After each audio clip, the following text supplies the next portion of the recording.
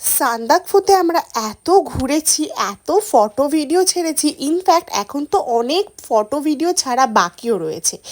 আমি যথারীতি blog and করে দিয়েছিলাম, কিন্তু হঠাৎ করে গ্যালারি ঘাঁটতে ঘাঁটতে দেখি এই ভিডিওটা এডিট করে রাখা রয়েছে, কিন্তু আমি পোস্টই করিনি।